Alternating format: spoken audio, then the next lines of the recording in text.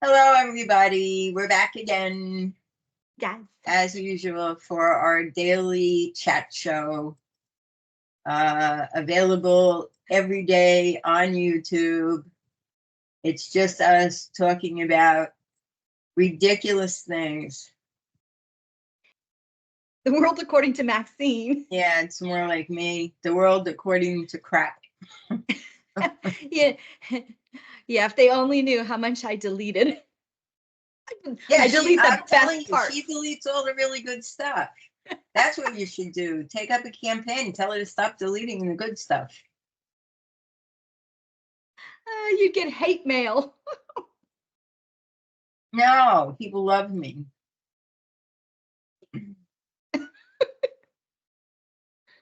They do or they don't.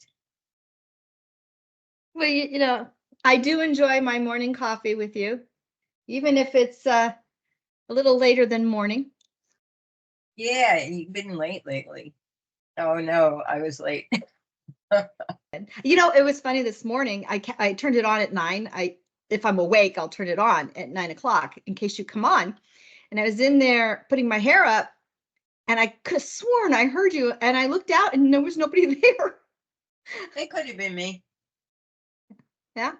I don't remember this morning, but it could have been me. No, I looked, and there was nobody there. Oh, okay. That's good. So, no word yet. No text message from son. George? Nope. Yeah. Nothing. So he got it yesterday after work. They say it was delivered.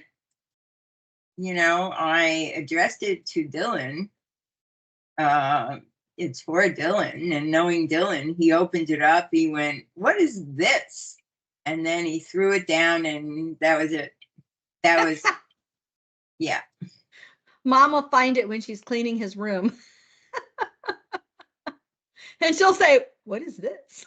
Yeah, but I haven't heard anything. They might not have opened it yet. I'm sure they did. They have much better things to do than yell at me.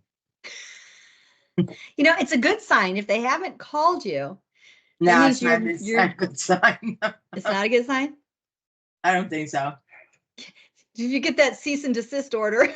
Yeah. If they don't call me, it's usually because they're trying to calm down. Are you that bad? I don't think so. I'm not a problem to me. What's the worst thing you've done? No, don't tell me. Yeah, I couldn't even. The worst thing I did, I was probably unconscious at the time, so I wouldn't be able to tell you about it. That's something you should ask him, because I don't remember anything. I have a feeling that we won't be able to bring him on the show. Oh, do you have that feeling? Is that a feeling that you have, that he will not guest star on our show? Yeah. I think Ernie will be our only taker. Yeah. All right. We'll see. Ernie better have something funny to say. I'll just I can just do the barking. Like when I bleep you out, I could just go. Okay. All right. Well, at least he isn't going to cost us anything. If anybody out there thinks they're funny and they want to be a guest star on our show for free, they should pay us. If you want to be a guest star on our show, it will cost you very little money. And I will delete half of it. Call my name and I will come running. That's a song. Oh, I don't know that one. You don't know any of them? No songs. I know songs. I just don't know who on earth sang them. You don't know. You know, like America the Beautiful. You know songs like that. You don't know any You never even heard of Elton John or Queen. You've never heard of Cher. You don't know who Oprah Winfrey is. Come on. You're not even living in the same world. I know Elvis. Elvis is dead. They say he's not. You don't know him. You're making believe. That's one of the things Jim told you to make believe you know. No, my mother loved Elvis. That was those what are they, 8 tracks? The big thing that you put in to play music? Those 8 tracks, is that what they were called? I think they were called xylophones. Yeah, mom did love that. So yeah. Well, you had a different mom. Otherwise, you would be my sister. And then I wouldn't be talking to you. No, because you wouldn't like me. That's correct. No, my brother and I, when we were growing up, we could not be in the same room together. We would be arguing, hitting, everything. And yeah, we were like that too. So my mother and father's way of stopping it was to make me go in my room and close the door and stay there. Well, we had one of those heavy old telephones, you know, the real heavy ones that. Yeah. That you actually dialed? Yes. Okay, so and I picked the phone up and I hit my brother in the head with it. I cracked an egg on my brother's head. Yeah, well, that's not going to kill him. No. But he got mad. Well, if he cracked an egg on my head, I don't think I'd be too happy either.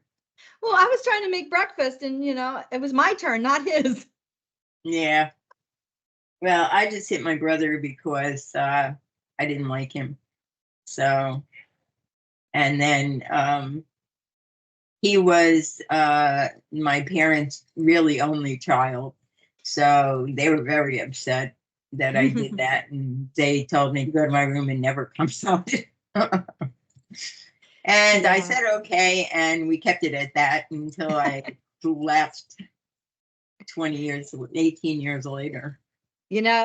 My brother and I fought as kids and I learned to shut up, but he would be the first, if something happened, he'd be the first person to drive cross country to help me. Yeah. Well, that's nice. Yeah. With Yvette, when the girlies, the twins, would fight, she would make them stand there and hug each other and tell each other that they loved each other before they were allowed to leave the room. And I was like, that's a much better way of handling your kids fighting than banning them to their room for the rest of their life. I mean, I literally would sneak in the house when I got home from school or something. Well, my parents weren't home anyway. But, I would get everything that I wanted that I figured could get me through the night and go into my room and close the door and never come out. They never checked to see if I was there. Oh, did you sneak out when you were dinner? Did you sneak out when you were a teenager? I didn't have to sneak out. Nobody was looking for me. They didn't care. Did you go out? Yeah, I did. Yeah, I was always out. I was always drinking. In what way? We lived in New Jersey. We had the Verrazanos Bridge, which would take you in, I think it was the Verrazanos, that took you to Staten Island. In New Jersey, the drinking age was 21. In Staten Island, it was 18. So we would drive over the Verrazanos Bridge, and at the end of the bridge on the other side were nothing but bars. So you just go over the bridge, park your car, and I was only 16. So, I would have a fake ID. So, and one time I took my parents' Cadillac, and it's a good thing that they can't hear this.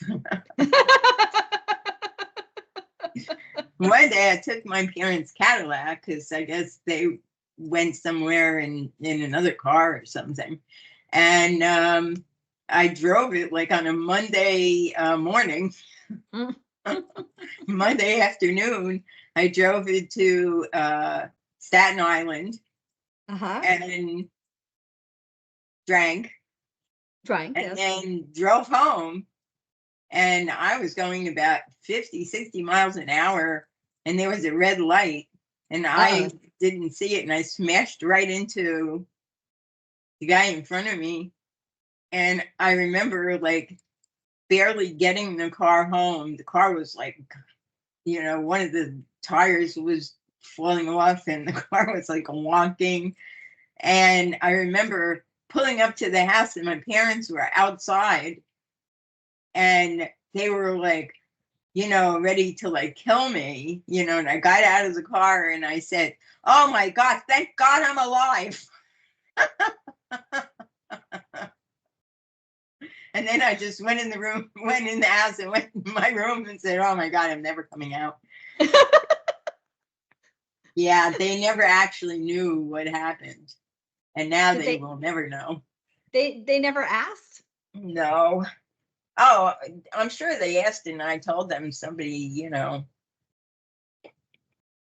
I told them, I think I told them that the brakes didn't work or something.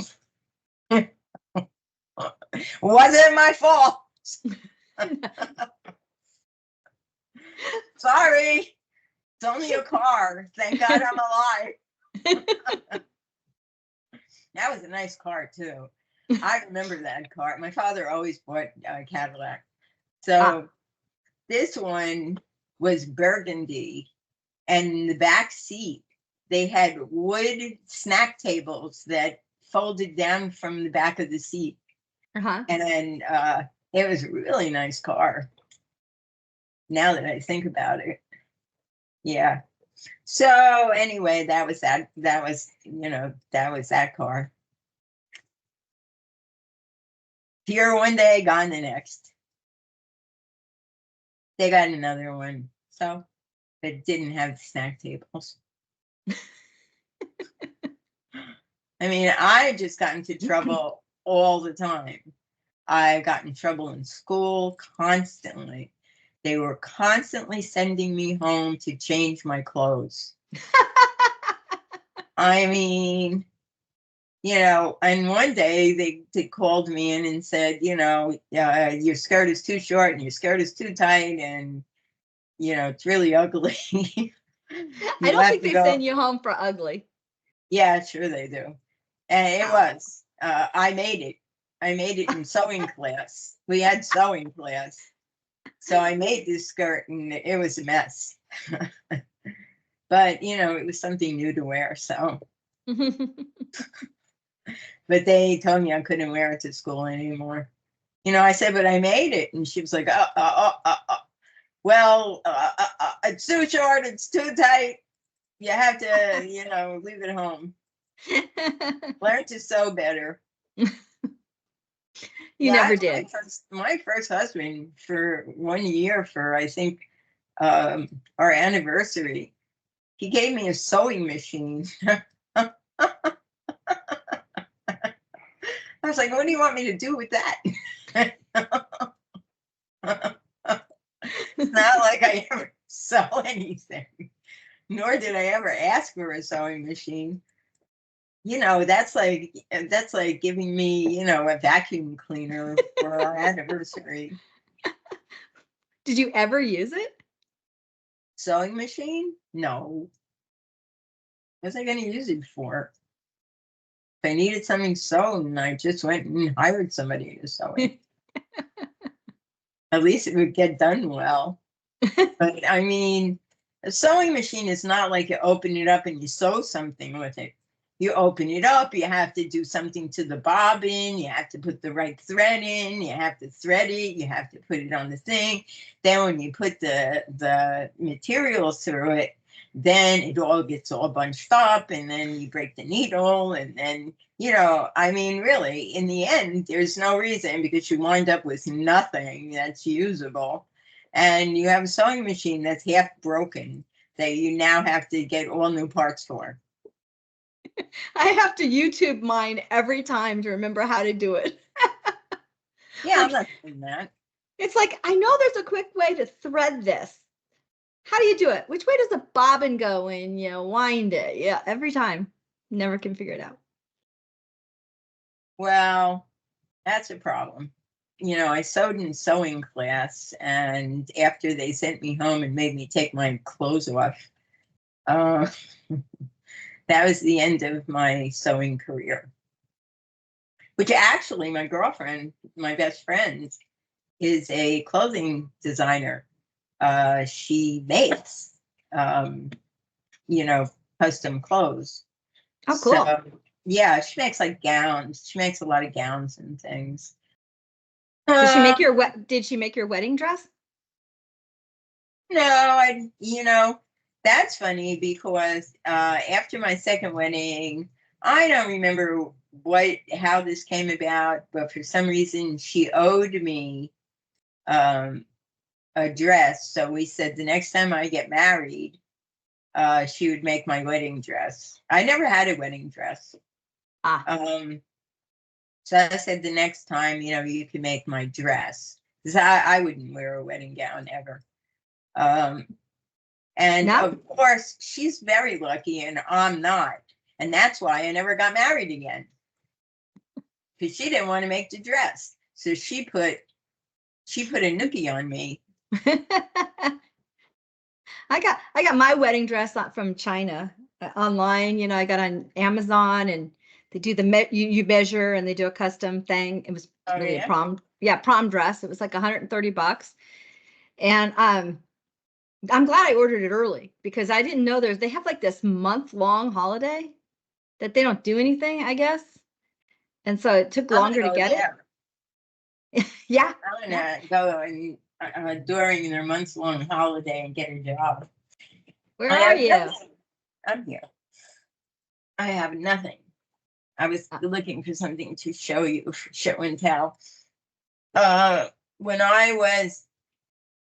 went to California, that's how I made my living, was by I would hand sew, like uh I would embroider. I did like embroidered jackets, you know, Ah, jean jackets. I would do a whole like thing on the back of the jackets, or I made like cashmere scarves that I sewed uh beads on into like flames.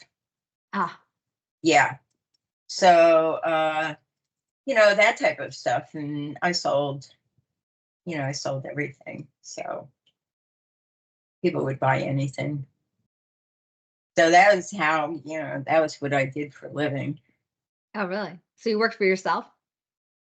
Mhm. Nobody else would want me. Yeah, you And it haven't had made many me, real jobs. who, me? Yeah. I worked, are you kidding me? I've been working since I was like 9 years old. I worked in the bakery. I worked in Woolworths. I worked at the hot dog stand. I worked the dry cleaners. I mean, this all taught me to not work for other people. And it's like I said before, the least they pay you, the more they want out of you. I did have one job where I did make good money, and that was where I got the money to buy a new car and drive to California. Oh, really? So yeah, it was a very small trusted bank.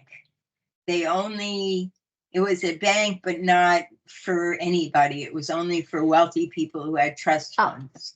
So it was trust like fund. a Got it. trust fund bank. Okay. And they had an IBM computer, one of the first computers, which took up an entire big room.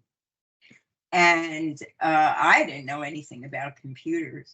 So I knew a little bit about how to feed them information, but I didn't know how to use a computer, Right. especially one like that.